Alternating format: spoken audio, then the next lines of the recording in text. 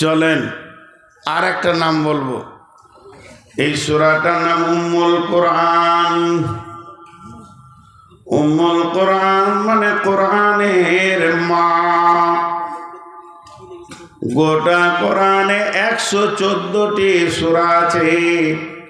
সূরা ফাতিহাটা যদি বাদ দিয়ে দেন তাহলে 113টা হবে। এই 113টি সূরা উম্মুল কোরআন। 113টি সূরার মা হলো সূরা ফাতিহা, সূরা বাকারা, সূরা আল ইমরান, সূরা নিসা, সূরা রহমান, সূরা ইয়াসিন, সূরা বানী ইসরাইল, সূরা মুলক, সূরা মারিয়াম, সূরা আপনার যত আছে মিনাল জিন্নাতি ওয়ান নাস পর্যন্ত সমস্ত সূরাগুলি সূরা ফাতিহার পেট থেকে জন্ম নিয়েছে। জেনেলেন 113টি বাচ্চা জন্ম দিয়েছেন সূরা ফাতিহা। যদি আপনি মনে করেন গোটা কোরআনটা তাফসীর করতে করতে করতে করতে করতে করতে নিয়ে এসে সূরা ফাতিহার ভিতরে ভরে দিব, গোটা কোরআনটা সূরা ফাতিহায় ঢুকে যাবে। আর যদি মনে করেন গোটা সূরা ফাতিহার ব্যাখ্যাটা নিব, তো গোটা কোরআনটা হচ্ছে সূরা ফাতিহার ব্যাখ্যা। অতএব বন্ধুরে, এর নাম হচ্ছে উম্মুল কোরআন। বিশ্বনবী একদিন বসেছিলেন, জিবরাইল আমিন এসে বলতেন, ইয়া রাসূলুল্লাহ, ইয়া হাবিবাল্লাহ, আপনার কাছে 2খানা নূর এখন পাঠানো হবে।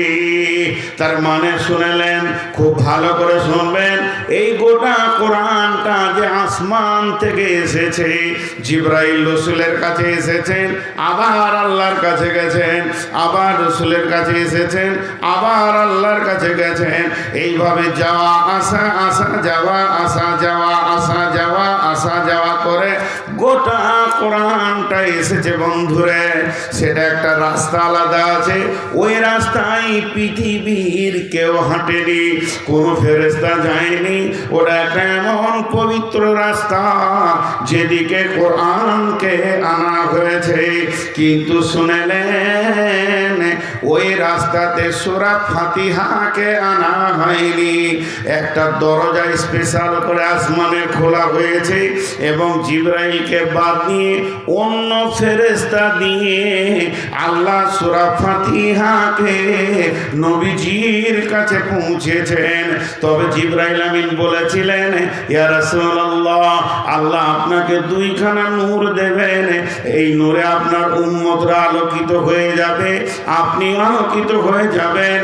সেই নূর দুটির জন্য জান্নাতের স্পেশাল দরজা খোলা হবে।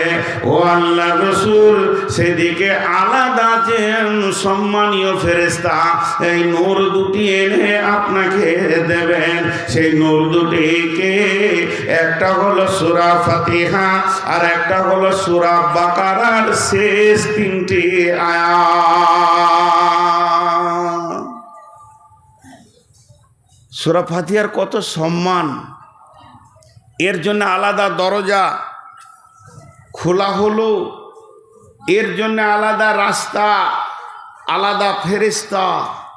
হাজি ভাই, আপনারা একটা বিচার করেন যে এইখানে যদি 20টা মেয়ে দাঁড়িয়ে থাকে, 21টা মেয়ে, একবার উত্তরটা দিবেন। টোটাল 21টা মহিলা দাঁড়িয়ে আছে, তার মধ্যে একটা বৃদ্ধা, একদম 95-98 বয়স। ওকে জিজ্ঞাসা করছেন, আপনার নাম কি? আর বলছে, আমার নাম মারিয়াম বেগম। তো এই দিকে 20টা মেয়ে দাঁড়িয়ে আছে, এগুলো কে? বলছে, আমার বেটি। এদের জিজ্ঞাসা করা হলো, এরা আলাদা আলাদা নাম বলল। এদেরকে বলা হচ্ছে, ওই বৃদ্ধা মেয়েটা কে? তো বলছে, আমাদের মা। আপনাদের এই কথাটা বুঝতে অসুবিধা হলো যে 20টা মেয়ে এই একটার পেটে হয়েছে? অসুবিধা হয়েছে বুঝতে? তাহলে এই 20 জনার দাম বেশি না একজনার দাম বেশি? একজনার সম্মান বেশি। তাই এরা আলাদা, ও আলাদা। আলাদা কি আলাদা নয়? জোরে বলেন, এরা আলাদা, উনি আলাদা। কিন্তু মহিলা যদি বলা হয় একটা ছেলেকে যে ওই ধারে মেয়ে কটা আছে দেখতো রে, কজনের খাবার দিতে হবে, তখন কটা হবে? 21টা। আর যখন সম্পর্ক ধরা হবে তখন কটা হবে?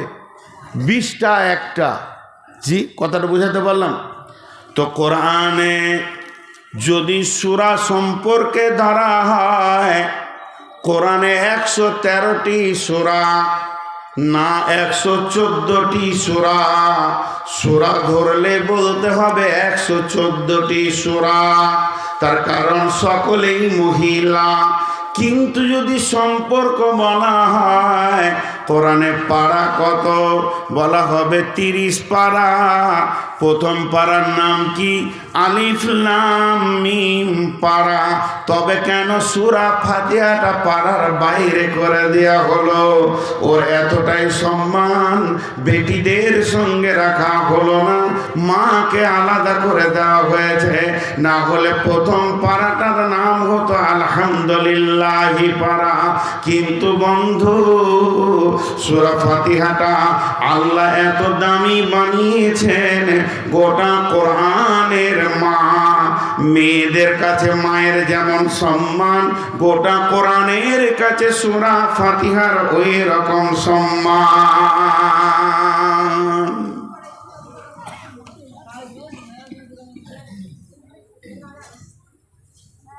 এবার বলেন, প্রথম আয়াতটা শুরু করি। বিসমিল্লাহির রহমানির রহিম।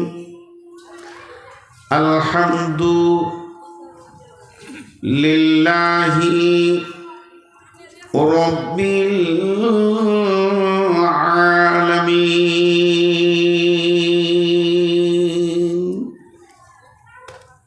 জি, প্রথম আয়াতটা সবাই আমরা পড়ি একবার। আল্লাহ খুশি হবেন, আর আল্লাহকে রাজি করার উদ্দেশ্যে জোরে সাউন্ডে পড়ব। আলহামদুলিল্লাহি রাব্বিল আলামিন। সমস্ত প্রশংসা কার? সেই আল্লাহ কি? সেই আল্লাহ কি সারা পৃথিবীকে পালনে वाला। রব মানে পালনে वाला।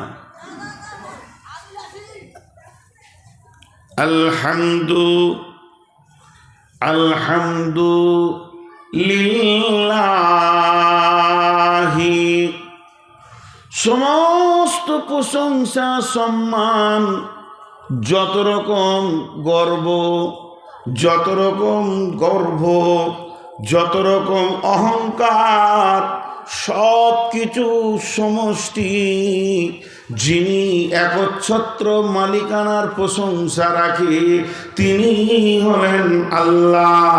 লিল্লাহি, আলহামদুলিল্লাহি, সেটা আল্লাহর জন্যে হবে, অন্য কারোর জন্যে হবে না। প্রশংসা তো আল্লাহর, আর কারো প্রশংসা নাই। এত সম্মানীয় কেউ নাই। সেই আল্লাহ কেমন? সেই আল্লাহ কি করেন? সেই আল্লাহ তো প্রশংসা কেন নেবে? আল্লাহ প্রথম আয়াতেই বলছেন রব্বিল আলামিন, তিনি হলেন পৃথিবীকে পালনে वाला।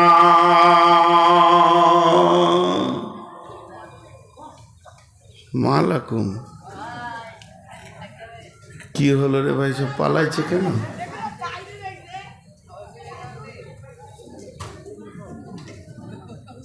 ওরা যে পর্দার আড়ালে আছে না, ওরা ভাবছে যে আমরা দেশের বাইরে আছি। সমস্ত প্রশংসা কার? তিনি কি করেন? সারা পৃথিবীকে পালনে वाला। জি, সারা পৃথিবীকে তিনি পালনে वाला। শেখ সাদি আলাইহি রাহমা বলছেন, आदि में जमीन सुफराइल में ओस्त चे दुश्मन बारी खाचे लागी रे दोस्त। মা আমার, বোন আমার, যদি আমার কোনো বেটির বিয়ে হয়নি, কোন বৌদ্ধ পুরুষ হালাল পুরুষ তার কাছে আসেনি, তার স্বামী নাই, যদি সন্তান হয়ে যায় ওই মেয়েটি পৃথিবীতে মুখ দেখাতে পারবে না।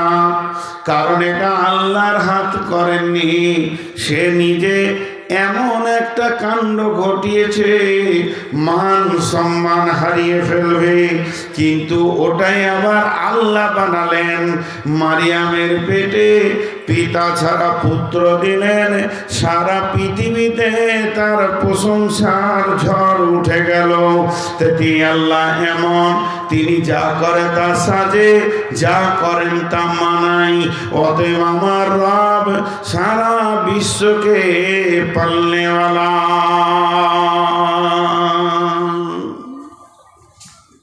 তিনি এত বড় রব, তিনি সব। জি, আজকে দেখেন আল্লাহর কাজ আর আমাদের কাজ। আপনার বাড়িতে আমি খেতে গেছি বা আপনি আমার বাড়ি গেছেন, একটা দস্তরখানা দিয়ে খাঞ্চাতে বিরিয়ানি দিলাম, মুরগির মাংস, গরুর মাংস আর ডিমের ভাজি, গোটা বিরিয়ানিটা ঘি দিয়ে তৈরি, খুব দামি খাবার দিয়েছি। কিন্তু ওই খাবারের পাশে যদি এতটা কপ দেওয়া হয়, পোঁটা খেতে পারবে কেউ? ছুঁড়ে ফেলে দেবে। এতটুকু সহ্য করবে না। যদি আধা হাত দূরেও দেওয়া হয়, এক হাত দূরেও দেওয়া হয়, পৃথিবীর মানুষ খাবে না, এটা মানাবে না। নবসম্বন্ধী হলে তো বিয়ে হবে না, এমন ভেজাল লেগে যাবে। কিন্তু আমার রবের প্রশংসা দেখেন, এটা হলো আমাদের এমন একটা দরজা, যেদিকে মাছ মাংস ফল ফ্রুট বিরিয়ানি, যেদিকে আপনার কিনা চপ গরম গরম মিষ্টি রসগোল্লা ঢুকছে, তারই কোয়ার্টার ইঞ্চি ওপরে, 1 ইঞ্চি হবে না, 1/2 ইঞ্চি হবে না, তার থেকে কম ওপরেই ফুটার ফ্যাক্টরি বানিয়েছেন আমার রব। যদি আপনার আমার সর্দি হয়ে যায়, নাকটা গড়গড় করবে, মুখ দিয়ে তারপরও খেয়ে যাবে, পৃথিবীর কারো ডিস্টার্ব হবে না। তিনি হলেন বিশ্বকে পালনেওয়ালা। এটা এখানে কেন দিয়েছেন আল্লাহ? এটা পেছনে দিলে ভালো হতো না? খারাপ জিনিস যা হতো ওই দিকই ঘড় ঘড় করে চলে যেত। জি না, এটা হচ্ছে কাস্টম। কাস্টম বুঝেন? কাস্টম বুঝেন না? বর্ডারে বাস করছেন, বাংলাদেশের কোনো লোক ভারতে আসবে, ভারতের কোনো লোক বাংলাদেশ যাবে, তো কাস্টম চেক করে যে খারাপ লোক যেন না চলে আসে, গোটা দেশটা খারাপ হয়ে যাবে। তো এ হলো কাস্টম। আল্লাহ ঠিক যেদিকে আপনার ঢুকবে মাল, তার গেটেই বসিয়ে দিয়েছেন। আপনি সকালবেলায় উঠে চায়ের দোকানে গিয়ে বলছেন, হবিব ভাই একটা কেক দেন তো, কেকটা বের করে দিল। যেই কেকটা ভেঙেছেন, কাস্টমের সিস্টেমটা কত সুন্দর। আপনি নিঃশ্বাস ফেলছিলেন, রানিং হাওয়াটা নিচে দিয়ে নামছিল, যখনই হাঁ করবেন অটোমেটিক নাক ওপর দিকে নিঃশ্বাস নিতে শুরু করবে। কেক থেকে একটা গন্ধ পাওয়া গেল, সঙ্গে সঙ্গে বললেন না এটা খাওয়া যাবে না, নষ্ট হয়ে গেছে। যদি দেহের ভিতরে ঢুকে যায়, গোটা দেহটাকে নষ্ট করে দেবে। রাত্রি 1টা 1:30 জালসা শেষ, ভোর 3টের সময় খাবার আনছে, কত জালসাতে খাবারগুলো নষ্ট হয়ে গেছে। যেই মুখে দিতে গেছি, নাক বলছে এটা ভিতরে ভরবি না, পুরো ভিতরটাকে নষ্ট করে দেবে। তো আমার রব কত কারিশমা, যেন আমার বান্দার ভিতরে নোংরা পচা না চলে যায়। এরই জন্যে নাকের মতো কাস্টম অফিসকে ঠিক যে বর্ডারে মাল ঢুকবে ওখানেই বসিয়ে রেখেছেন। নাকটা যদি পেছন দিকে থাকতো, তাহলে প্রতিটি লোকমা একবার চেক আপ করে এনে তারপরে খেতে হতো। আমার রব বলছেন, তুই যত জোর খেয়ে যাবে, আমার নাক তত জোর চেক আপ চালিয়ে যাবে। অতএব শুনেলে আলহামদুলিল্লাহ রাব্বিল আলামিন, আমি সারা পৃথিবীকে পালনেওয়ালা, আমি হলাম তোদের রব, প্রশংসা তো আমারই প্রশংসা। বুঝে এলো? হ্যাঁও বলছে না, নাও বলছে না।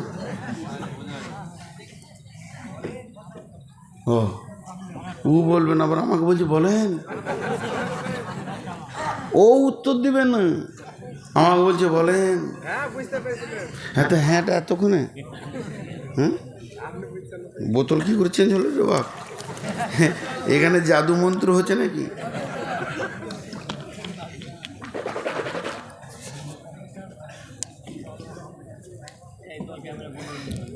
এবার আসেন আরেকটা মজার কথা বলি, আল্লাহ কেমন পারলে ওলা।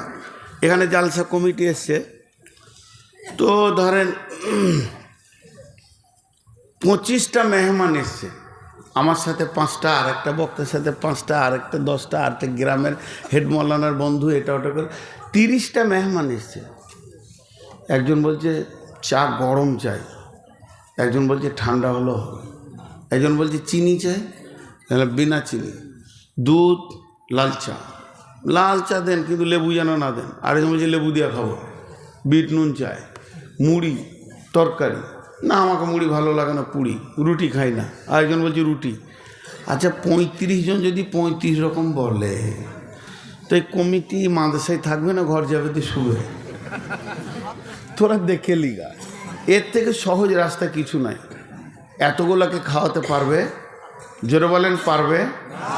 এইখানে যে কটা লোক আছেন 50 রকম খানা করে এই লোক কটাকে খাওয়াতে পারবে? মাথা ধরে যাবে।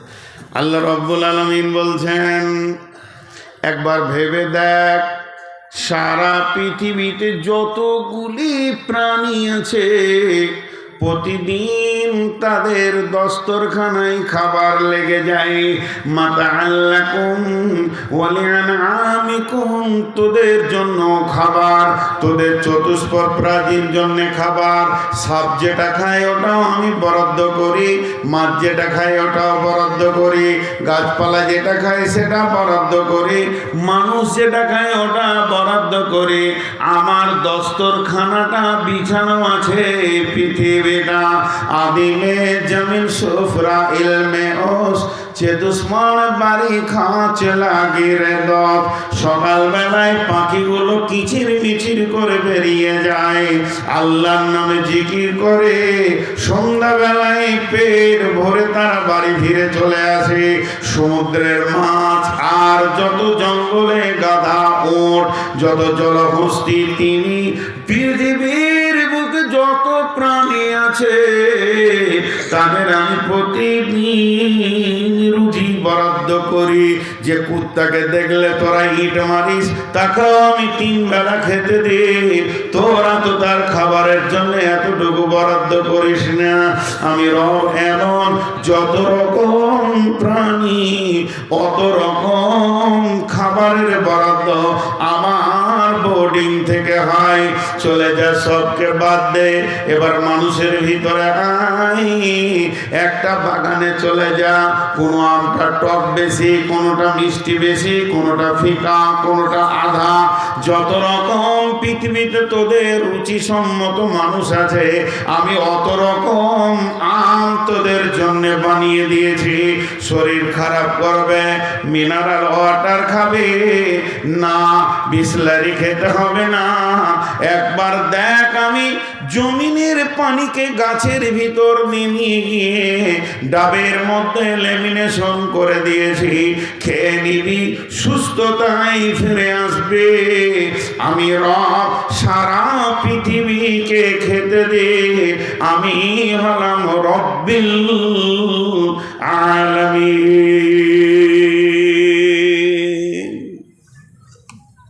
এই দস্তরখানা চালাইছে কে? খালি সুদ আর ব্যাংকে জমা করছে এই মানুষ, আর কেউ কোনো প্রাণী করে না।